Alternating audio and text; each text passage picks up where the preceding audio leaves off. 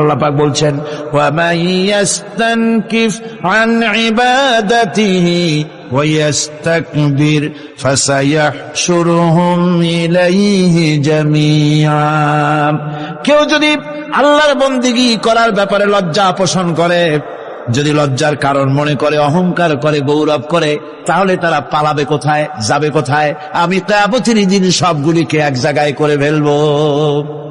এমন এক কিতাব ইয়াহদি ইলার রুশদ, যে কিতাব শুনলে পরে শ্রোতাকে হেদায়েতের রাস্তা দেখায় দেয়, এমন এক কিতাব শুনলাম। আর এই কিতাব শোনা মাত্র ফামান্না বিহি, কোরআন শুনলাম আর ঈমান আনলাম। নবীজি বলেন, জেনেরা আমার মুখে তেলাওয়াত শুনে পড়ে নিল লা ইলাহা ইল্লাল্লাহু মুহাম্মাদুর রাসূলুল্লাহ। এই কোরআন এমন এক কোরআন, মান ক্বালা বিহি সাদাকা, যে কোরআন শরীফ থেকে যে কথা বলে সেই সত্য কথা বলে। কোরআন থেকে যে কথা বলে সে কি বলে? তার কারণ কোরআন এসেছে কার কাছ থেকে?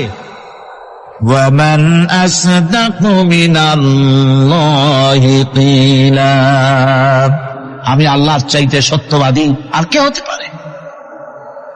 আল্লাহর নবী বলেন, কোরআন থেকে যে কথা বলে সেই সত্য কথা বলে। আর ওয়ামান আমিলা বিহি উজরা, এই কোরআন যে আমল করবে তাকে পুরস্কার দেওয়া হবে, সে পুরস্কৃত হবে, দুনিয়ায় পুরস্কার পাবে, আখিরাতেও পুরস্কার পাবে। সুবহানাল্লাহ। ওয়ামান হাকামা বিহি আদালা, আর কোরআন থেকে যে বিচার ফয়সালা করবে সেই কেবলমাত্র সঠিক সুষ্ঠু বিচার কায়েম করবে, সোশ্যাল জাস্টিস সেই করতে পারবে, সুবিচার জাস্টিস কায়েম সেই করতে পারবে। ওয়ামান দাআ ইলাইহি হুদিয়া ইলা সিরাতিম মুস্তাকিম, আর কোরআন থেকে যে দাওয়াত দেয়, কোরআনের দিকে যে দাওয়াত দেয় সেই কেবলমাত্র সঠিক সহজ সরল রাস্তার দিকে দাওয়াত দেয়, যেই দাওয়াত শুরু হয় পৃথিবীর মাটি থেকে আর শেষ হয় গিয়া জান্নাতুল ফেরদাউসে। আমার ভাইয়েরা, কোরআন এর পরিচয়ের কথা বলতেছিলাম। আল্লাহ পাক কি কোরআন আমাদের শিখালেন, কোন কোরআন আমাদের শিখিয়েছেন, সেই কোরআনের পরিচিতি আপনাদের সামনে আমি তুলে ধরতেছি। আমি নিজে না, এবার কোরআন তার পরিচয় নিজেই দেবে। কেউ যদি কোরআনের কাছে জিজ্ঞাসা করে, কোরআন তুমি কোথা থেকে নাজিল হয়েছ, কে তোমাকে নাজিল করেছে, এই প্রশ্ন যদি কেউ কোরআনের কাছে করে, কোরআন নিজেই তার জবাব দিতে পারে কিনা? কোরআন নিজেই বলে, তানজিলাম মিম্মান খালাকাল আরদা ওয়াস সামাওয়াতিল উলা, এই কোরআন নাযিল করেছেন তিনি, যিনি ওই উচ্চ আকাশ আর জমিনকে যিনি সৃষ্টি করেছেন, সেই আল্লাহ আমারে নাযিল করেছেন। কোরআনের কাছে কেউ যদি প্রশ্ন করে, ও কোরআন, এই পৃথিবীতে নাযিল হওয়ার আগে তুমি কোথায় ছিলে? কেউ যদি প্রশ্ন করে, কোরআনে কারীম নিজের পরিচয় শোনায়, আমি কোথায় ছিলাম শোনো। বাল হুয়া কুরআনুম মাজিদুন ফি লাউহিম মাহফুজ, বরং এই কিতাব অতীব মর্যাদা সম্পন্ন সুরক্ষিত ফলকে লিপিবদ্ধ ছিল, আমি ছিলাম লৌহে মাহফুজে, সেখান থেকে এসেছি। যদি কেউ প্রশ্ন করে, কোরআন কি কোরআন, তুমি কার উপরে অবতীর্ণ হয়েছ? জবাব কোরআন নিজেই দেয়, ওয়া আমিনু বিমা নুযিলা আলা মুহাম্মাদ ওয়া হুয়াল হাক্কু মির রাব্বিহিম, ঈমান আনো সেই জিনিসের উপরে যেটা মুহাম্মদ সাল্লাল্লাহু আলাইহি ওয়াসাল্লামের উপর অবতীর্ণ হয়েছে।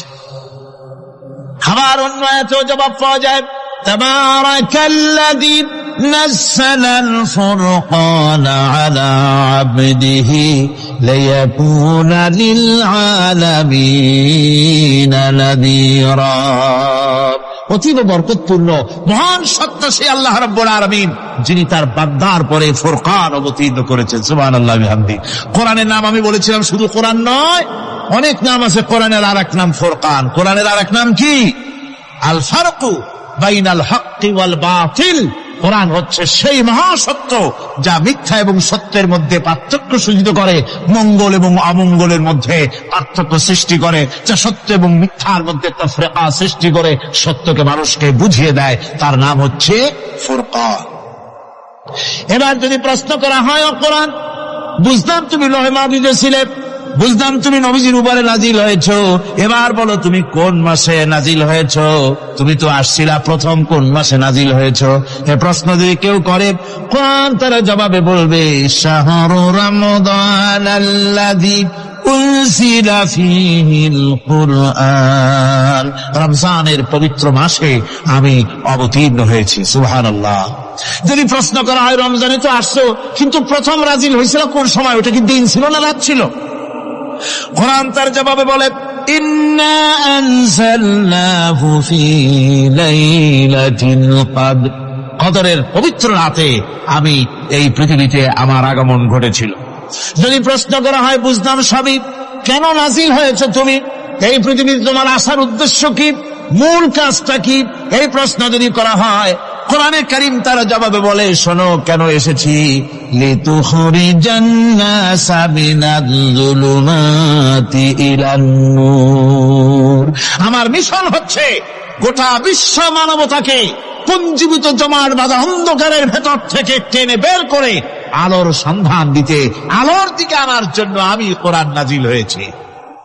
আল্লাহ পাক বলেন বান্দা যখন আমাকে ডাকে, আমি বান্দার একদম নিকটে, তার ঘাড়ের চাইতেও নিকটে। ওয়া নাহানু আকরাবু ইলাইহি মিন হাবলিল ওয়ারিদ, আমি আমার বান্দার সারা যে রগের উপরে তার মাথা, এর থেকেও আমি আমার বান্দার বেশি নিকটে। সুবহানাল্লাহ পড়ে। আমি তোমার কাছে, আমার কাছে মাপ চাও, যত বড় গুনাহ হোক। ওয়াকালা রাব্বুকুম উদউনি আস্তাজিব লাকুম, তোমার প্রভু তোমাকে ডেকে বলেছে আমাকে ডাকো, আমি মাফ করে দেবো। সুবহানাল্লাহ। কত বড় কথা, আমাকে ডাকো, নিরাশ হয়েও না, হতাশ হয়েও না। আল্লাহর গজব বেশি না রহমত বেশি? আল্লাহর রহমত বেশি।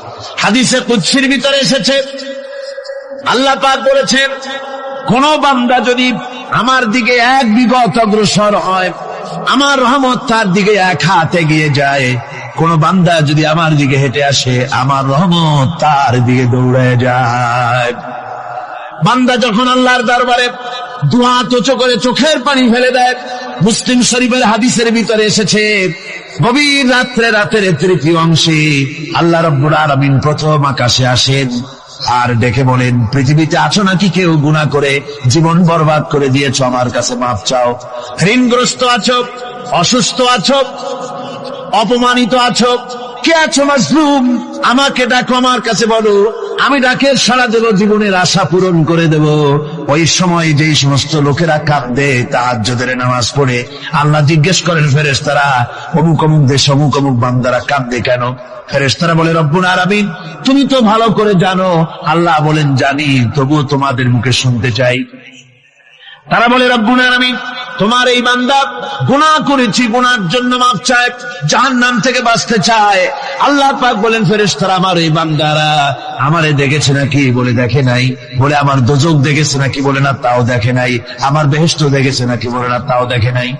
আল্লাহ পাক বলেন ফেরেশতারা সাক্ষী থাকো, ওরা আমাকে দেখে নাই, আমার বেহেশত দোজখ কিছুই দেখে নাই, শুধুমাত্র আমার নবীর কথা, আমার কোরআনের কথা বিশ্বাস করে আরামের ঘুমকে হারাম করে যেভাবে তারা কাঁদতেছে, সাক্ষী থেকে যাও ফেরেশতারা, আমার রহমতের দরিয়ায় জোশ মেরেছে, আমার ওই ক্রন্দনরত বান্দাগুলিকে আমি আল্লাহ মাফ করে দিলাম। সুতরাং মুমিন বান্দা যারা, আল্লাহর মুমিন বান্দা যারা, এই ইমানের কোয়ালিটি, এটাও হতাশায় নিরাশায় ভেঙে পড়বে না। গুনাহ তো মানুষই করে, গুনাহ হয়ে গেছে, মাপ চাও। তোমার গুনাহ কদ্দুর? তোমার গুনাহ যদি হয় পাহাড় সমান, আল্লাহর রহমত আকাশ সমান। জাহান্নামের কঠিন শাস্তি থেকে বাঁচতে হলে আল্লাহর প্রতি ঈমান আনতে হবে। আর ঈমান আনলে যে কোয়ালিটি গুলি হওয়া উচিত, সেগুলি আমি আপনাদের সামনে আলোচনা করছি। এরপর আরেকটি কোয়ালিটি হবে মুমিনের, তা হলো কঠোর কঠিন বিপদে অবিচল থাকবে, বিপদে ভেঙে পড়বে না। বিপদ আপদ, শত্রুতা, ক্ষয় ক্ষতি যা কিছু হয় সবই আল্লাহর পক্ষ থেকে, এটা মেনে নিতে হবে এবং ধৈর্য ধারণ করতে হবে।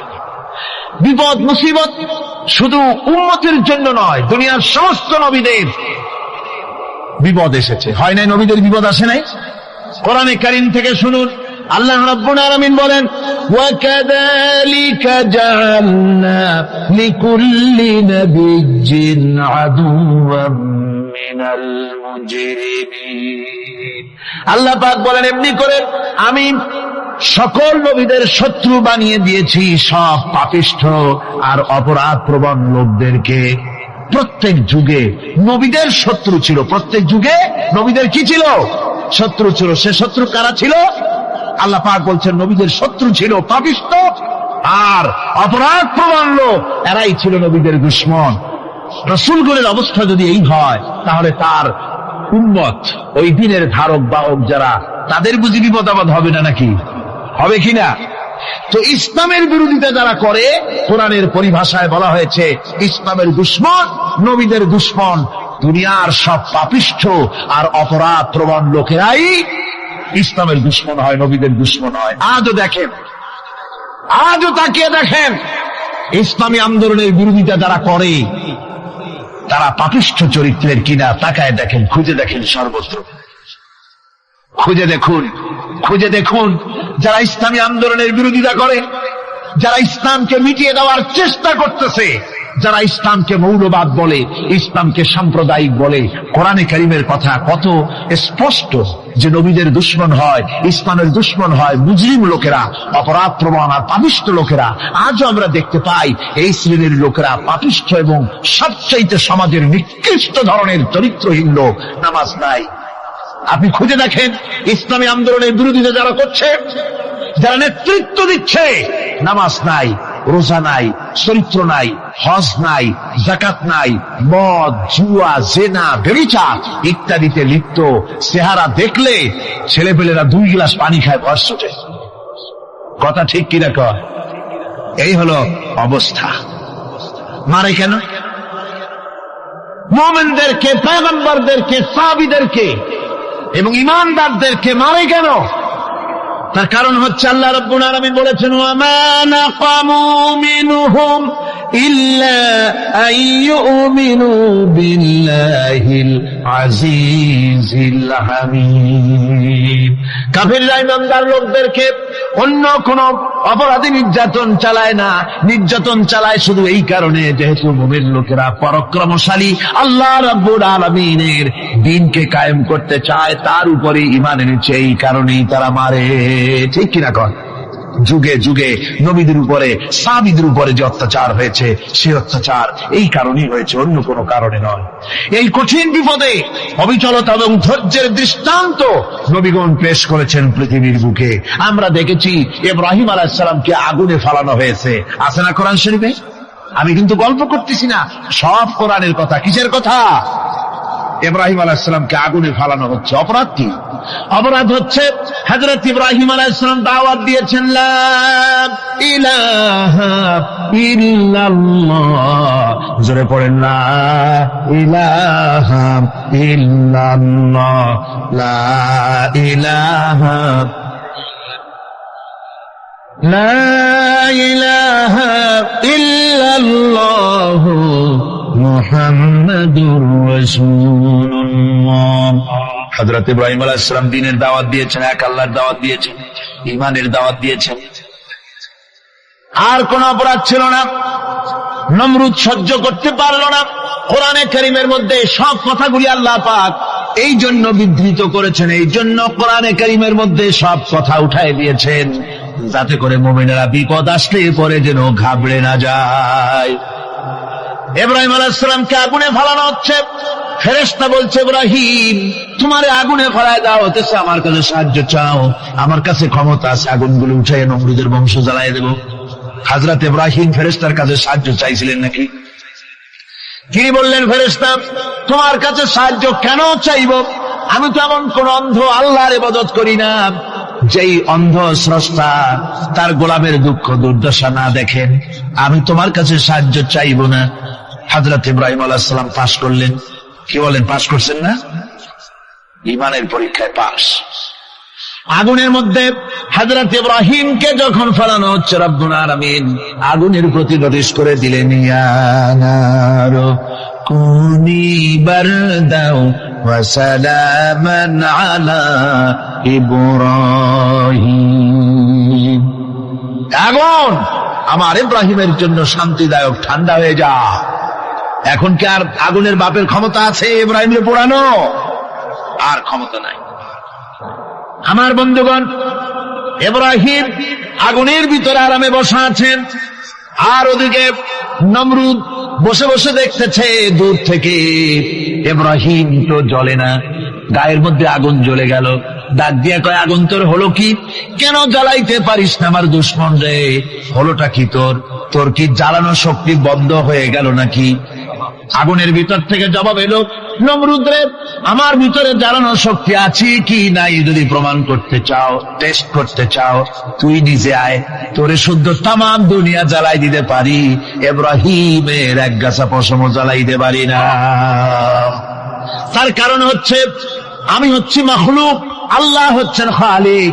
আল্লাহ আমাকে বলেছেন না জ্বালাতে, তুমি 1000 বার বললেও আমি ইব্রাহিমকে জ্বালাইতে পারবো না। কোরআনে কারিমে ঘটনা বলে মুমিনদেরকে সাহস দেওয়া হচ্ছে, মুমিনেরা দ্বীনের কাজ করতে গিয়ে বিপদ আবাজ আসবে, ইমানের দাবি হলো বিপদ আসবে, আর বিপদ আসলে ঘাবড়ায় যেও না, মুসিবতে পড়ে চিন্তায় পেরেশানে হয়রান হয়ে যেও না। বিশ্বকবি আল্লামা ইকবাল কি সুন্দর করে বলেছেন, আজ ভি হোক জু বিরাহিম কা ইমা पैदा आग कर सकती है एक अंदाज गुलिस्तां पैदा। ইব্রাহিমের ইমান যদি আজিও কোথাও হয় বিদ্যমান, করতে পারেন অগ্নিকুণ্ডে খুবসুরত এক গুলিস্তান। আজও যদি আগুনের ভিতরে কোন নমরুদ কোন ইব্রাহিমকে যদি ফেলে দেয়, আল্লাহ রাব্বুল আলামিন আজও আগুনকে ফুলের বাগান বানায়া দিবেন। সুবহানাল্লাহ। ভয় পাওয়ার কারণ নাই, চিন্তা করার কোনো কারণ নাই। আমার বন্ধুগণ, হযরতে হুদ আলাইহিস সালামকে যখন সমাজের লোকেরা, রাষ্ট্রের লোকেরা ঘিরে ফেলে দিল, সমাজ শক্তি, রাষ্ট্র শক্তি যখন তাকে ঘিরে ফেলে দিল, ষড়যন্ত্রের পাহাড় তুলে দিল, তারে মেরে ফেলে দিবে, হযরত হুদ দেশ থেকে তা পালায় গেলেন না, ভয় পেলেন না। হযরতে হুদ আলাইহিস সালাম বললেন, কোরআনে কারিমে হযরত হুদের কথা কোট করা হলো, ফাকিদুনি জামিআন সুম্মা লা তুনজিরুন। সম্মিলিতভাবে ষড়যন্ত্র করো আমার বিরুদ্ধে, সবাই মিলে ষড়যন্ত্র করো, সুম্মা লা তুনজিরুন, আর আমাকে এতটুকু অবকাশ তোমরা দিও না। ইন্নী তাওয়াক্কালতু আলাল্লাহি রাব্বি ওয়া রাব্বিকুম, আমি ভরসা করেছি সেই আল্লাহর উপরে যার কুদরতি হাতের ভেতরে, যিনি আমাদের রব তোমাদেরও রব, আর যার কুদরতি হাতের ভিতরে তামাম পৃথিবীর জানগুলি যার হাতে, সে আল্লাহর উপরে ভরসা করেছি। ষড়যন্ত্র যদ্দূর আছে করতে থাকো, আমি ষড়যন্ত্র পরোয়া করি না। সুবহানাল্লাহ। এটাই হলো মুমিনের কোয়ালিটি। শুধু ঈমান, লা ইলাহা ইল্লাল্লাহু মুহাম্মাদুর রাসূলুল্লাহ, গরুর গোশত খাই, আর রবিউল মাস আসতে পরে ইয়া নবী সালাম আলাইকা, ইয়া রাসূল সালাম আলাইকা, তারপরে গরম গরম জিলাপি আর রসগোল্লা খাইলাম খুব বেশি করিয়া, এর নাম মুমিন নয়। মুমিন হচ্ছে তার চলায় ফেরায়, ওঠায় বসায় সাহসিকতার এক আন্দাজ তৈরি হবে সে। আমার ভাইয়েরা, বিপদে অবিচলতা আমাদেরকে পয়গম্বরেরা শিক্ষা দান করেছেন।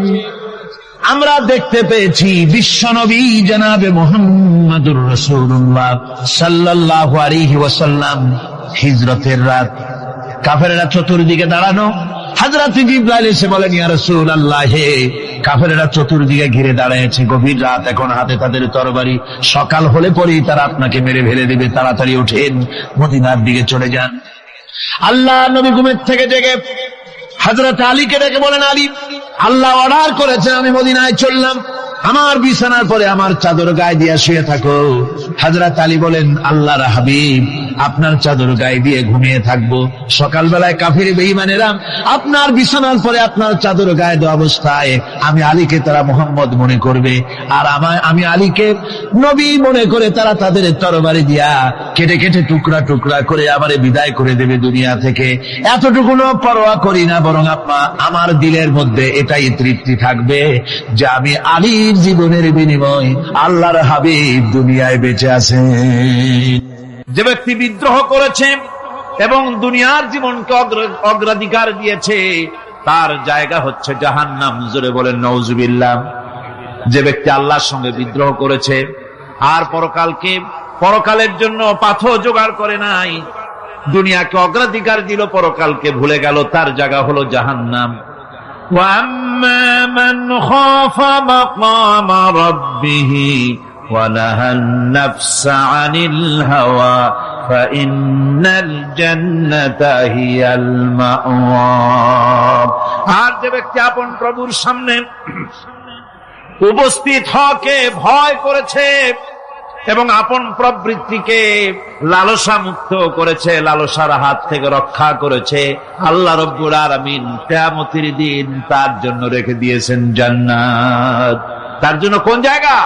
জান্নাত।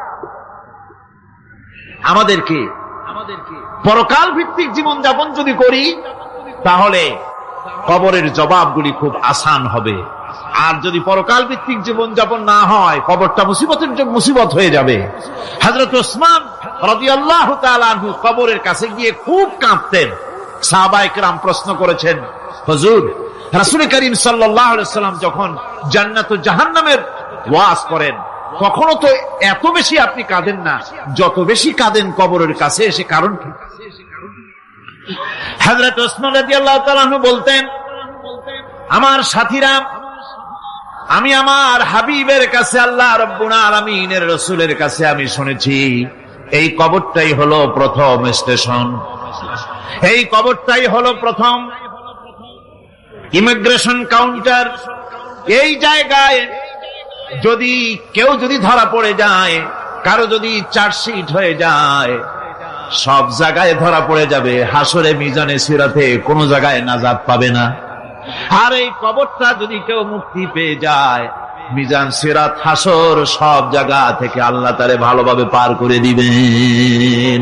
এটা হলো আসল জায়গা, মারাত্মক জায়গা, খুব মারাত্মক জায়গা। আমি এটাকে ইমিগ্রেশন কাউন্টার বলেছি আমার ভাষায়। ইমিগ্রেশন কাউন্টার যারা বিদেশ ভ্রমণ করেছেন তারা জানেন। লন্ডন যাবেন, আমেরিকা যাবেন, সৌদি আরব যাবেন, যে কোনো বিদেশে যাবেন, গেলেই পাসপোর্ট তারা দেখবে। পাসপোর্টে আপনার ন্যাশনালিটি কোনটা সেটাই তারা জানতে চাইবে। আপনি কোন দল করেন এটা তারা জানতে চাইবে না। আপনি কোন ভাষায় কথা বলেন তাও তাদের জানার দরকার নেই। প্রথমেই তারা আপনার ন্যাশনালিটি দেখবে, আপনার আইডেন্টিটি কি তারা জানতে চাইবে। তারপরে যদি স্যাটিসফ্যাক্টরি হয়, আপনাকে ভিসা দিয়ে ভেতরে ঢোকবার ব্যবস্থা করে দেবে। আর যদি তারা স্যাটিসফাইড না হয়, তাহলে আপনাকে মেহমানখানায় ঢুকানো হবে গ্রেফতার করে। কবর হচ্ছে এ ধরনের একটি ইমিগ্রেশন কাউন্টার। কবরের ভিতরে মানুষ যখনই রাখা হবে, সঙ্গে সঙ্গে দুজন ফেরেশতা আসবে। কবরের কাছে যারা এসেছিল, দাফন হয়ে যাওয়ার পর এই লোকগুলি 40 কদম যেতে যতক্ষণ লাগে, এর মধ্যেই দুজন ফেরেশতা এসে যাবে। এসে জিজ্ঞেস করবে, মান রব্বুকা, তুমি কোন দল করতে? ওটা তাদের জানার দরকার নেই। চাকরি কিসে করতেন ওটা জানার দরকার নেই। ব্যবসা করতেন না চাকরি করতেন, প্রয়োজন নেই। প্রথমেই জিজ্ঞাসা করা হবে ন্যাশনালিটি, প্রথমেই জিজ্ঞাসা করা হবে তার ন্যাশনালিটি সম্পর্কে, তার আইডেন্টিটিটা কি, এবং সেটাকে সত্যায়িত করার জন্য, বোঝার জন্য 3টি প্রশ্ন। প্রথম প্রশ্ন, মান রব্বুকা ওয়া মা দীনুকা ওয়া মান নাবিয়্যুকা, তোমার রব কে, তোমার দিন কি, তোমার নবী কে। যদি এই ব্যক্তি বেঈমান হয়, মুনাফিক হয়, সে বলবে হায় হাতা লা আদরি, হায় হাতা লা আদরি, জানি না আমার রবকে, আমি জানি না। তোমার দিন কি, দিন কারে কয় বুঝি না। এরপরে আল্লাহর নবী জনাবে মুহাম্মদ রাসূলুল্লাহ সাল্লাল্লাহু আলাইহি ওয়াসাল্লাম কে দেখানো হবে, বলা হবে মা কুনতা তাকুলু ফি হাদার রাজুল, এই ব্যক্তি সম্পর্কে তোমার ধারণা কি নিকে, বলবে আমি চিনি না। নাউযুবিল্লাহ। বাস, এরপরে তার যা হবার তাই শুরু হয়ে যাবে। আর যদি বান্দাটা মুমিন হয়, প্রশ্ন করা হবে মান রাব্বুকা, জবাব দেবে রব্বি আল্লাহ, আমার রব আল্লাহ রাব্বুল আলামিন। ওয়া মা দীনুকা, দীনুনা ইসলাম, আমার দিন হচ্ছে ইসলাম। এরপরে আল্লাহর নবীকে দেখানো হবে। কয়েক রকমের বর্ণনা আছে, কোন বর্ণনায় আছে হুজুরের আকারে দেখানো হবে, অথবা রাসূলকে সরাসরি দেখানো হবে। বলা হবে মা কুনতা তাকুলু ফি হাদার রাজুল, এই লোকটি সম্পর্কে ধারণা কি? মুমিন ব্যক্তি বলবে হাদা নবিয়ুনা মুহাম্মাদুর রাসূলুল্লাহ সাল্লাল্লাহু আলাইহি ওয়াসাল্লাম, ইনি আমার তো সেই নবী মুহাম্মাদুর রাসূলুল্লাহ সাল্লাল্লাহু আলাইহি ওয়াসাল্লাম। আমরা যদি এই রকমের জবাব দিতে পারি, আল্লাহ কবুল করো। সকলে জোরে কোন আমিন। জবাব হয়ে যাওয়ার পর গায়ব থেকে আওয়াজ আসবে, ফাফরিশু বিল জান্নাতি ওয়ালবিসু বিল জান্নাহ, ও আমার ফেরেশতারা, আমার এই বান্দাকে জান্নাতের পোশাক পরাইয়া দাও, আর কবরটাকে জান্নাতের বিছানা বিছাইয়া দাও। জান্নাতের পোশাক পরাইয়া দাও, জান্নাতের বিছানা বিছাইয়া দাও। ইলা মাদ্দা বাসারিহি, তার চোখের দৃষ্টি যত দূর যায়, কবরটা ততটা প্রশস্ত করে দাও। এরপর বেহেশতের পোশাক পরাইয়া, বেহেশতের বিছানা বিছায়া ফেরেশতা বলবে নম কানাউমুল উরুস, ঘুমিয়ে যাও। দুলামিয়া যেমন বাসর সজ্জায় নতুন বউ নিয়ে আরামে ঘুমায়, এরকম আরামে ঘুমায় যাও। ইলা ইয়াউমিল কিয়ামা, কিয়ামত পর্যন্ত ঘুমায় থাকবে, আরামে ঘুমিয়ে থাকবে। এরপরে সিংহায় ফুৎকার হবে, সিংহার ফুৎকারের আওয়াজে তার ঘুম ভেঙে যাবে। বলবে ইয়া ওয়াইলানা মান বা'আথানা মিন মারকাদিনা, হায় আফসোস, আমার এত আরামের ঘুম থেকে কে আমাকে জাগ্রত করলো, আমার ঘুমটারে নষ্ট করলো কে? আওয়াজ আসবে হাযা মা ওয়াদার রহমান ওয়া সাদাকাল মুরসালুন, এটা হচ্ছে রহমানের সেই ওয়াদা, আর মুরসালিনরা নবীরা সত্য কথাই বলেছিলেন, সেই কিয়ামত অনুষ্ঠিত হচ্ছে। আমার বন্ধুগণ, সেজন্য এই দুনিয়ার মোহে পড়ে থাকলে পরে দুনিয়ায় যারা অগ্রাধিকার দিবে দুনিয়াকে পরকালের তুলনায়, জবাব দিতে পারবে না কবরের ভিতরে গিয়া। আর যারা পরকালকে অগ্রাধিকার দিবে, দুনিয়ার চাইতে পরকালকে বেশি অগ্রাধিকার দেবে, আর আল্লাহর ভয় কলিজার ভিতরে রাখবে, কবরের জবাব সঠিকভাবে দিতে পারবে, কিয়ামতের দিন আল্লাহ রাব্বুল আলামিন তাদের জন্য জান্নাত দান করবেন। জোরে বলেন আমিন। দুনিয়াটা হচ্ছে দুনিয়া যেখানে আমরা আছি। আমি আগেই বলেছি, দুনিয়া হচ্ছে আদনা শব্দ থেকে এর উৎপত্তি হয়েছে। তুচ্ছ, নিকৃষ্ট, এটার দাম নাই, এটার মূল্য নাই। হযরত ইবনে কাইয়িম রাহিমাহুল্লাহ নওয়ারাল্লাহু মারকাদাহু ওয়া জাআলাল জান্নাতা মাথওয়াহু, হযরত ইবনে কাইয়িম তিনি বলছেন, সুন্দর করে বলছেন দুনিয়া সম্পর্কে, মা মাদা ফিদ দুনিয়া আহলামুন ওয়া মা বাকিয়া মিনহা আমানি ওয়াল ওয়াক্তু বাইনাহুমা দাইউন।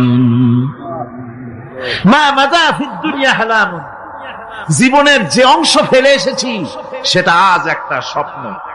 ওয়া মা বাকিয়া মিনহা আমানি, আর জীবনের যে অংশ সামনে বাকি আছে সেটা এখন একটা আকাঙ্ক্ষা। ওয়াল ওয়াক্তু বাইনাহুমা দাইউন, আর এর মাঝখান থেকে সময় সব চলে যাচ্ছে। কত বড় কথা চিন্তা করেছেন? জীবনের যে অংশ ফেলে এসেছি তা আজকে স্বপ্ন, তা কি বলেন? স্বপ্ন। আর সামনে যা আছে সেটা আকাঙ্ক্ষা, আর মাঝখান থেকে সময় সব চলে যাচ্ছে। এরপরে তিনি বলছেন وَمَنْ يَسْعَ بِالدُّنْيَا يَكُنْ مِثْلَ قَابِضٍ عَلَى الْمَاءِ خَالَتْهُ فُرُوجُ الْأَصَابِعِ। দুনিয়াদারের অবস্থা হচ্ছে এই, কেউ যদি দুই হাতে পানি খামসায় ধরে, দুই হাতে কি ধরছে বলেন? দুই হাতে পানি খামসায় ধরেছে, খুব মজবুত করে ধরেছে, 2 মুঠ পানি। বলেন থাকবে কতটুকু? কতটুকু থাকবে? 1 ফোঁটাও থাকবে না, কারণ তার আঙ্গুলের ফাঁক তার সাথে খেয়ানত করবে, আঙ্গুলের ফাঁক দিয়া পানিগুলি সব বেরিয়ে চলে যাবে। সুতরাং দুনিয়া যারা চায় তারা ঠিক পানি খামসায় ধরলে পানি যেমন হাতের ভেতর থেকে খেয়ানত করে চলে যায়, যারা দুনিয়া চায় দুনিয়াও তাদেরকে এভাবে ফাঁকি দিয়ে চলে যায়। তবুও দুনিয়ার মায়া মানুষের এত বেশি। আল্লাহর নবী বলেন, লাউ কানা লি ইবনি আদামা ওয়াদিন মিন যাহাবিন লাহাব্বা ইয়াকুনা লাহু সানিন। এই পৃথিবীতে যদি কাউকে একটা মাঠ ভরে যদি সোনা দেওয়া যায়, লোকটা বলবে রব্বুল আলামিন, আমি যদি আরেকটা মাঠ এরকম সোনা ভরা পেতাম। দ্বিতীয় আরেকটা মাঠ দেওয়া হলে আবার বলবে যদি তৃতীয় আরেকটা মাঠ সোনা ভরে যদি পেতাম। নবীজি বলেন, ওয়ালা ইয়ামলাউ জাওফু ইবনু আদামা ইল্লা তুরাব। মানুষের পেট 3.5 হাত মাটি ছাড়া, কবরের মাটি ছাড়া মানুষের পেট ভরবে না। আরো চাই, আরো চাই, চাওয়ার কোনো শেষ নাই। মানুষ এভাবে করে দুনিয়ার মহব্বতে এমনি পাগল হয়ে যায়, শুধু দুনিয়ার মহব্বত, পরকালকে বেমালুম ভুলে যায়। আমি কিন্তু এই কথা বুঝাতে চাই নাই যে পরকালের মহব্বতে, পরকালের ভয়তে বা পরকালের জন্য দুনিয়া আপনি বাজার ঘাট, বেচা কিনা, ব্যবসা বাণিজ্য সবকিছু ভুলে যান না, তা নয়। ভুল বোঝার কোনো কারণ নাই। পরকালকে অগ্রাধিকার দিতে হবে, মানে দুনিয়াটা চিরস্থায়ী জায়গা নয়। চিরস্থায়ী হচ্ছে কোনটা? আখিরাত। চিল্লা এখন কোনটা? সুতরাং এখানে যা করতে হবে, আখিরাতের জবাবদিহিমূলক জীবনযাপন করতে হবে। আপনি ব্যবসা করবেন, ওজনে কম দিতে পারবেন না। আপনি খাদ্যে ভেজাল দিতে পারবেন না, চুরি করতে পারবেন না, ডাকাতি করতে পারবেন না, জেনা করতে পারবেন না, বদমাশি করতে পারবেন না, মদ খেতে পারবেন না, সন্ত্রাসী হতে পারবেন না, হাইজ্যাকার হতে পারবেন না, চাঁদাবাজ হতে পারবেন না, মুনাফাখোর হতে পারবেন না, আপনি চোরা কারবারি হতে পারবেন না, ঘুষখোর হতে পারবেন না, সুদখোর হতে পারবেন না। এই সব কাজ পরকালকে বিশ্বাস করলেই এ সমস্ত কাজ থেকে মানুষ বিরত থাকতে পারে। কথা ঠিক কিনা? এটাই হচ্ছে। সুতরাং এই পৃথিবী থাকবে না, এটা কি চিরকাল থাকবে? না, এর একটা পরিসমাপ্তি ঘটবে। যেমন করে সারা বছর লেখাপড়া করার পর কলেজে, বিশ্ববিদ্যালয়, মাদ্রাসায়, হাই স্কুলে, সব জায়গায় সারা বছর লেখাপড়া করার পর যেমন পরীক্ষা দেওয়ার একটা দিন আসে, সারা বছর ব্যবসা করার পর হিসাব নিকাশ করার যেমন একটা সময় আসে, সারা মাস চাকরি করার পর বেতন পাওয়ার যেমন একটা দিন আসে, সারা জীবন চাকরি করার পর পেনশন পাওয়ার যেমন একটা সময় আসে, অনুরূপ ভাবে এই দুনিয়া যেদিন শেষ হয়ে যাবে, আল্লাহ নির্ধারিত সময় শেষ হয়ে যাওয়ার পর একটা সময় আসবে যখন আল্লাহ রব্বুল আলামিন সব শেষ করে দিবেন, লন্ডভন্ড হয়ে যাবে, কিছু থাকবে না।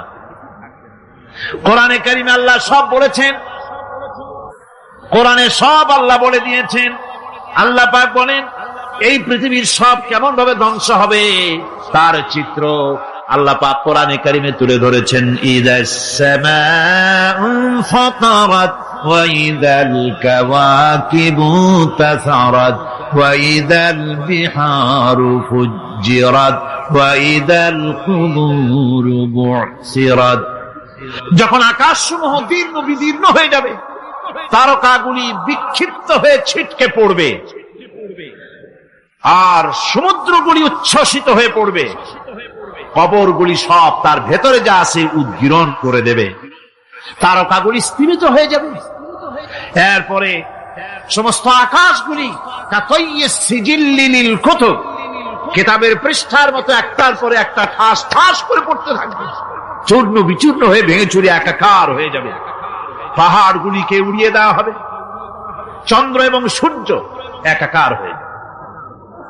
আল্লাহ রাব্বুল আলামিন বলেন ফাইদা বারিকাল বাসার ওয়া খাসাফাল কমার ওয়া জুমিআশ শামসু ওয়াল কমার।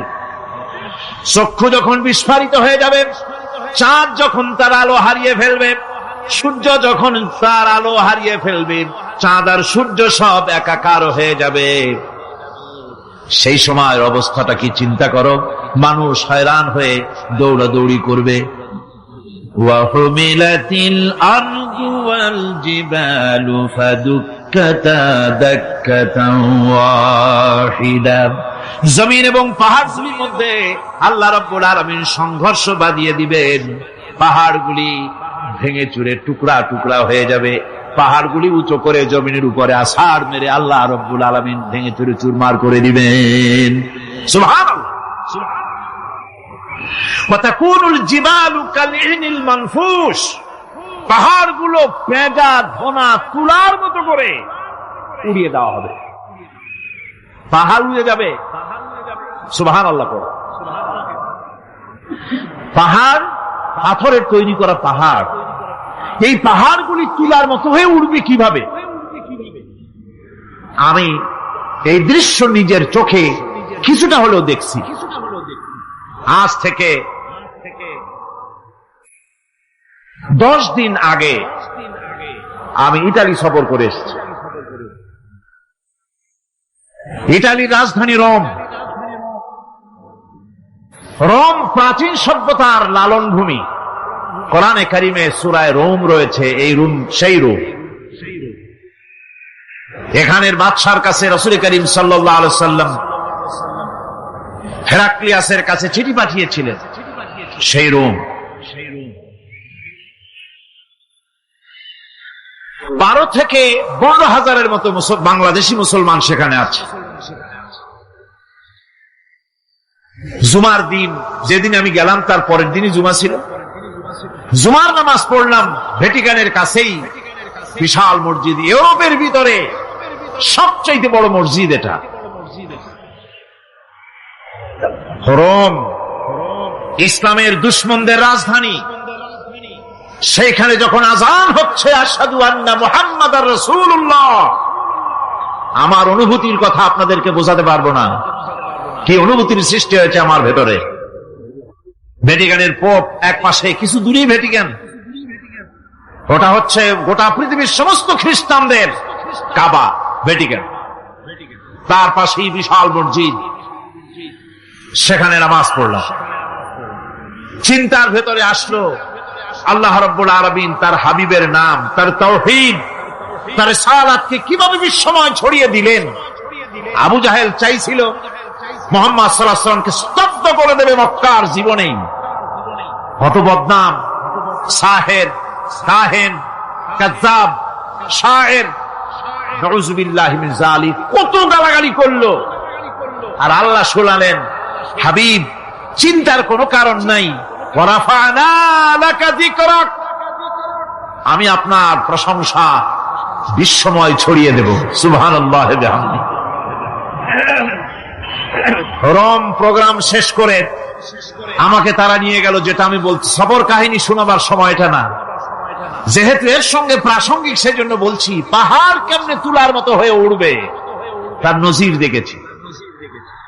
রোম শহর থেকে 300 মাইল দূরে, 300 কিলোমিটার দূরে নেপোলিয়ান বোনাপার্ট তার বাড়ি, এবং ওটা তার নামে একটা প্রভিন্স। ভূমধ্য সাগরের পারে ভিসুভিয়াস, পৃথিবীর সবচাইতে বড় আগ্নেয়গিরি। সেটা দেখাতে নিয়ে যাওয়া হলো আমাকে, যে পাহাড়টা পৃথিবীর মাটি থেকে তার চূড়া হচ্ছে 3 মাইল উঁচু। এর 2 মাইল গাড়িতে করে ঘুরে ঘুরে যাওয়া যায়, এরপর আর গাড়িতে যাওয়া যায় না, বাকিটুকুন যেতে হবে হেঁটে হেঁটে। পাহাড়ের উপরে অক্সিজেন কম, বেশ কষ্ট হচ্ছিল উঠতে। জীবনে প্রথম পাহাড়ে চড়েছি জাবালে নূর, রাসূল করিম সাল্লাল্লাহু আলাইহি ওয়াসাল্লামের উপরে যেখানে ওহী হয়েছিল সর্বপ্রথম। পাহাড় চড়ার একটা অভিজ্ঞতা ওখান থেকে আমার কিছুটা হয়েছিল। খুব কষ্ট হলো বাকি 1 মাইল উঠতে। যখন ভিসুভিয়াসের একদম শীর্ষে চলে গেছি, সেখানে গিয়ে আমার সাথে 15-20 জন লোক ছিল। আমি নিজে আল্লাহু আকবার বলে আমার গলা থেকে আওয়াজ বেরিয়ে গেল। আমি দেখতে পেলাম ভিসুভিয়াসের শীর্ষে বিশাল গর্ত। আমার মনে হয় গর্তটা এই মাঠের 1/4 হবে। এই মাঠের 1/4 হবে গর্তটা। সেই গর্তটার গভীরতা হচ্ছে 1.5 কিলোমিটার। এইখান থেকে পাথরগুলি উত্থিত হয়েছে, আগ্নেয়গিরি পাথর আগুনে গলে লাভা হয়ে এগুলি পাহাড় বেয়ে উপচে পড়েছে চতুর্দিকে, 12 মাইল ছড়িয়ে গিয়েছে। আমার মনে পড়লো ওয়াকুদুহান নাস ওয়াল হিজারা, জাহান্নামের আগুনের ইন্ধন হবে মানুষ আর পাথর। আমি সেখানে সেজদায় পড়ে গিয়া কান্নাম আর বললাম, আল্লাহ জাহান্নামের আগুন হারাম করে দিও আমাদের জন্য। পাথর কিভাবে গললো, গলে পাথরগুলি গলে পুড়ে চতুর্দিকে পড়েছে আর ছিটকেছে, চতুর্দিকে ছিটকে পড়েছে। সেই পাথরগুলি ছিটকে ছিটকে যেগুলি পুড়ে পড়েছে সেগুলিকে দূরে সাদা রঙের বলে মনে হয়, কোনোটা সাদা কোনোটা কালো, মনে হয় যেন তুলার মতো হয়ে পড়ে আছে চতুর্দিকে। 1944 সনে তৃতীয়বারের মতো ভিসুবিআরসি অগ্নিগিরি যে অগ্নি উৎপাত করে তাতে আশেপাশের 12 মাইল এলাকা এফেক্টেড হয়ে যায়। পাথরগুলি গলে এভাবে বিধ্বস্ত করে দিয়েছে। এখান থেকে এখানে জোহরের নামাজ, আসরের নামাজ আমরা পড়লাম, আল্লাহর কাছে খুব দোয়া করলাম। এখনো ধোঁয়া উঠতেছে, এখনো পাহাড়ের ফাটল দিয়ে ধোঁয়া উঠছে। একজন হাত দিয়ে আমাকে বলল যে খুব গরম লাগে ধোঁয়াগুলি। ওখানকার লোকেরা বলল যে ভেতরে এখনো আগুন আছে, তবে সুপ্ত, যে কোনো মুহূর্তে আবার তা জাগ্রত হতে পারে। আমরা সেখান থেকে নেমে এলাম। একটু কিছু দূর গিয়েই সেখানে হলো পম্পেই শহর। এই পম্পেই শহরটা হচ্ছে ঈসা আলাইহিস সালামের জন্মের 2000 বছর আগে এই শহর তৈরি হয়। ঈসা আলাইহিস সালামের জন্মের 179 বছর পর ভূমিকম্প হয়। সেই ভূমিকম্পে গোটা পম্পেই শহরটা পৃথিবীর মানুষের চোখের আড়াল হয়ে যায়, ধ্বংস হয়ে যায়, মাটির তলায় ভরা হয়ে যায়। আজ থেকে 200 বছর আগে মাটি খনন করতে গিয়ে এই শহর আবিষ্কৃত হয়। পুরা শহরটা খুঁড়ে তারা বের করেছে। 180 হেক্টর জমিনের উপরে এই বিশাল শহর। ঘুরে ঘুরে দেখলাম, গাড়ি চলে না সেখানে, পায়ে হেঁটে দেখতে হল। প্রশস্ত রাস্তা। আজ থেকে 4000 বছর আগের মানুষেরা রাস্তা বানাতে জানতো পাথর দিয়ে, এবং রাস্তার দুধারে তাদের ছিল ফুটপাথ, পানির ব্যবস্থা, নগরায়নের সব রকমের সুযোগ সুবিধা। তারপরে সেখানে বিচারালয়, এরপরে দোকানপাট, বাজার ঘাট, সবকিছুর ব্যবস্থা রয়েছে। বিশাল বিশাল পাথরগুলি দিয়ে পিলার তৈরি করা। ভাবলাম এই পিলারগুলি, এই পাথরগুলি তারা কিভাবে ক্রেন ছাড়া এত উপরে উঠালো কি করে, আমার মাথায় আসলো না। পাথর কেটে কেটে সুন্দর সুন্দর অঙ্কন শিল্প তারা করেছে। এরপরে ঘুরতে ঘুরতে বাদশার রাজার বাড়িতে গিয়ে ঢুকলাম। সেখানে গিয়ে দেখলাম উলঙ্গ এত মূর্তি পাথরের তৈরি করা। পাথর কেটে কেটে দেওয়ালে যৌন মিলনের এমন কোন অশ্লীল ছবি নাই যা তারা সেখানে তৈরি করে না। উলঙ্গ মূর্তি আর উলঙ্গ যৌন মিলনের অসংখ্য ছবি দিয়ে এই এলাকা ভরা। তখন আমি বুঝলাম আল্লাহর গজব হওয়ার কারণটা কি, এই শহরটা মাটির নিচে ভরাট হয়ে যাওয়ার কারণটা কি। আল্লাহ পাক জেনা ব্যভিচার যে দেশে বেশি হয় আল্লাহ পাক বরদাস্ত করেন।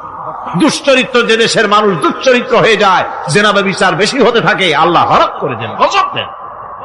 এই গজব এক এক সময় এক এক রকমের হয়ে আসে।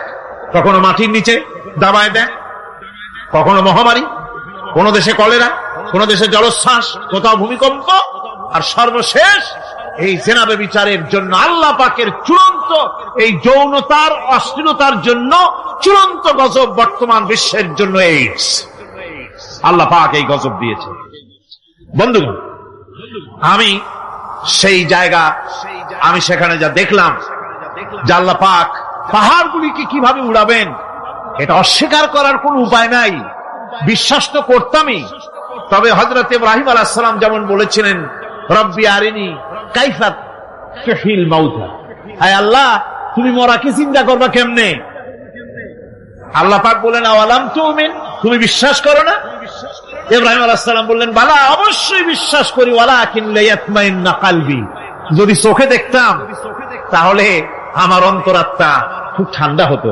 আল্লাহ রাব্বুল আলামিন চোখে দেখায় দিলেন জিন্দা কেমনে মুর্দা হবে, মুর্দা কেমনে জিন্দা হবে, আল্লাহ দেখায় দিলেন। পাহাড় উড়ায় দিবেন আল্লাহ রাব্বুল আলামিন। একথা কলিজার মধ্যে তার উপর ঈমান, বিশ্বাস, কিন্তু আল্লাহ চোখে দেখাইছেন, ঈমান আরো মজবুত হয়েছে, যা ছিল আরো মজবুত হয়েছে। সুবহানাল্লাহ। আল্লাহর ভয়তে কলিজা কেঁপেছে। আমি পাহাড়ের উপরে কেঁদেছি, জার হয়ে কেঁদেছি।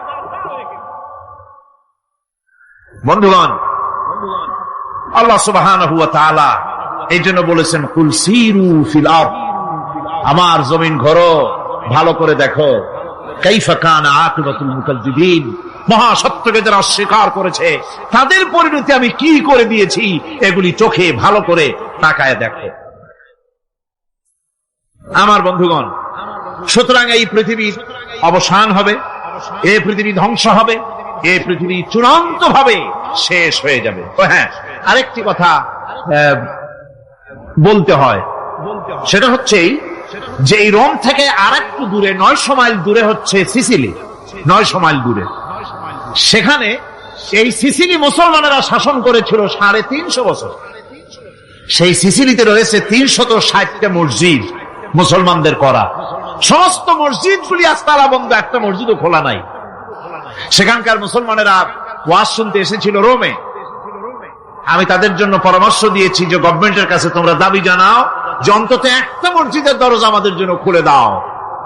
রোমের অবস্থানরত প্রবাসী বাংলাদেশি মুসলমানেরা আমাকে বলেছে, তাদের অনেকের বাড়ি চট্টগ্রামেও আছে, আমাকে বলেছে তাদের চোখে পানি আসছে বলার সময় যে চিরময় তাফসীর মাহফিল যখন আসে কলজাটা কাঁদতে থাকে যাওয়ার জন্য। তো যাওয়া তো সম্ভব না এত দূর থেকে, আমাদের সালাম বলে দিবেন যত লোক আসবে, আর আমাদের জন্য দোয়া করতে বলবেন যেন এই রোমের ভিতরে আমরা ইসলামের আদর্শের ভিত্তিতে আমরা যেন চলতে পারি। আপনারা দোয়া করুন তাদের জন্য। ভাইরা আমার, এই পৃথিবী একদিন পরিসমাপ্তি ঘটবে এবং আল্লাহর দরবারে আমাদেরকে উঠতে হবে এবং সেখানে আমাদের বিচার হবে। সেখানে আমাদের কি হবে? বিচার হবে। আল্লাহ পাক বিচারটাকে নির্ভুল করার জন্য, সঠিক করার জন্য প্রত্যেকের গলায় আমলনামা ঝুলায় রাখছে। এখানে রেকর্ডের ব্যবস্থা করা হয়েছে। আল্লাহ পাক বলছেন, ওয়া কুল্লা ইনসানিন আলজামনাহু তাইরাহু ফি উনুকিহি ওয়া নুখরিজু লাহু ইয়াওমাল কিয়ামাতি কিতাবান ইয়ালকাহু মানশুরা। আল্লাহ পাক বলেন, প্রত্যেকের ভালো মন্দ কর্মফল, কর্মলিপি আমি তার গলায় ঝুলায় রেখেছি। কিয়ামতের দিন সে নিজের কাছে স্পষ্ট সব দেখতে পারবে, কোনো জিনিস বাদ পড়বে না। তার গলায় তার আমলনামা ঝুলানো আছে, সব রেকর্ড হতেছে। আমরা যা করছি সবগুলি রেকর্ড হয়ে যাচ্ছে। বর্তমান বিজ্ঞানীরা আবিষ্কার করেছে যে মানুষের শরীরের ভিতরে ডিএনএ আছে, রক্তের ভিতরে ডিএনএ, এটা একটা কোড। মানুষের রক্তের ভিতরে ডিএনএ আছে। যেমন তার ব্রেনের ভিতরে কতগুলি কোষ আছে, এক একটা কোষ এক এক ধরনের কাজ করে, অনুরূপ ভাবে তার শরীরের ভিতরে রক্তের ভিতরে ডিএনএ আছে। এই ডিএনএটা কি? এই ডিএনএটা হচ্ছে, এই ডিএনএ একটা কম্পিউটারের মতো কাজ করতেছে। লোকটা কি করবে, কোথায় যাবে, সে ভালো হবে মন্দ হবে কি হবে, সব তার ডিএনএ এর মধ্যে রেকর্ডকৃত আছে। এটা বোঝার জন্য একটা সুন্দর দৃষ্টান্ত দেওয়া যায়। যেমন এই কাগজটাকে আপনারা মনে করুন একটা গাড়ির একটা ব্লুপ্রিন্ট, একটা গাড়ির ব্লুপ্রিন্ট। এখানে লেখা আছে গাড়ি কিভাবে তৈরি হবে। এই কাগজটা নিয়ে ঘরের মধ্যে রেখে দিলেন। এখন এই কাগজটা থেকেই অটোমেটিক গাড়ির উইন্ডো তৈরি হলো, শিল তৈরি হলো, গাড়ির বডি তৈরি হলো, চেসিস তৈরি হলো, টায়ার তৈরি হলো, ইঞ্জিন তৈরি হলো, ব্যাটারি তৈরি হলো, পেট্রোল নিল, আর কোন রকমের ড্রাইভার ছাড়াই গাড়ি চলতে আরম্ভ করলো। এই কথাটা যদি মনের মাথার মধ্যে আনতে পারেন যে এটা কিভাবে হইতে পারে, এতে লেখা অনুযায়ী যেভাবে হওয়া যদি সম্ভব হয়, অনুরূপ ভাবে মানুষের রক্তের ভিতরে ডিএনএ এর আবিষ্কার করেছে। এর ভিতরে মানুষের ভালো মন্দ, কোথায় যাবে কি করবে, সবকিছুর মধ্যে রয়েছে। কোরআনে কারীমে আল্লাহ রাব্বুল আলামিন, আমি গত বছর বলছিলাম যে বিজ্ঞানের আবিষ্কার যত বাড়বে কোরআন বোঝা মানুষের জন্য তত সহজ হবে। কোন সুবহানাল্লাহ। কোরআন বোঝা মানুষের জন্য তত সহজ হবে। সুতরাং মানুষের গলার সাথে আল্লাহ পাক বলছেন যে একটা আমলনামা আমি ঝুলাই দিয়েছি তার গলার সাথে, সে যা করতেছে ওখানে সব লিপিবদ্ধ হচ্ছে, কম্পিউটারাইজড, কম্পিউটারের মতো এগুলি সব গ্রহণ করতেছে। এগুলি কিয়ামতের দিন তার সামনে হাজির করা হবে। কিয়ামতে যখন আমলনামা তার সামনে দিয়ে বলা হবে, ইকরা কিতাবাকা কাফা বিনাফসিকাল ইয়াওমা আলাইকা হাসিবা, তাকে বলা হবে নিজের কর্মলিপি নিজেই পড়ো, আজ তুমি তোমার নিজের হিসাব নিতে যথেষ্ট। বন্ধুগণ, এই মাহফিলে যত লোক আমরা বসে আছি, আমরা আমাদের হিসাব নিতে যথেষ্ট না আরেকজন লাগবে? কোন আমরা যথেষ্ট কিনা? কথা বোঝেন নাই। আমি বলতে চেয়েছি এটা, আমরা যদি এখন চোখ বুঝে চিন্তা করি যে পিছনের জীবনে কি করেছি, মনে পড়বে নাকি পড়বে না? বলেন, সবাই পড়বে কি পড়বে না? ছোটবেলায় কবে পায়ের নিচে কাঁটা ফুটেছিল, কবে কোথায় আছাড় খেয়েছিলেন, কবে কার বেল, তাল, আম, কাঁচা আম চুরি করে খেতে গিয়ে কিল খেয়েছিলেন, তাড়া খেয়েছিলেন, তাকে এখন মনে নাই? আছে। তাহলে কিল, ওই তাল বেল চুরি করতে গিয়ে যে কিলটা খাইছিলেন সেটাও মনে আছে, ভালো মন্দ সব মনে আছে। তাহলে কোন হোটেলের রুমে কি করছিলেন, কোন স্কুলে কোন কলেজে কি করছিলেন, তারপরে জীবনে ছোট বড় ঘটনাগুলি সব বুঝতে মনে পড়বে না? এবার হিসাব করেন, মনে যদি পড়ে এবার হিসাব করেন আপনি জান্নাতি না জাহান্নামী। আপনি আপনার নিজের হিসাব নেওয়ার জন্য যথেষ্ট। তাকে হিসাব করতে বলা হবে, তোমার হিসাব, তোমার নিজের হিসাব নেওয়ার জন্য তুমি যথেষ্ট, তোমার হিসাব তুমি নিজেই করো, এটা পড়ো। আর সেই কিয়ামতের দিন কোন সাহায্যকারী মিলবে না। লান তানফাকুম আরহামুকুম ওয়ালা আওলাদুকুম ইয়াওমাল কিয়ামাহ। লান তানফাকুম,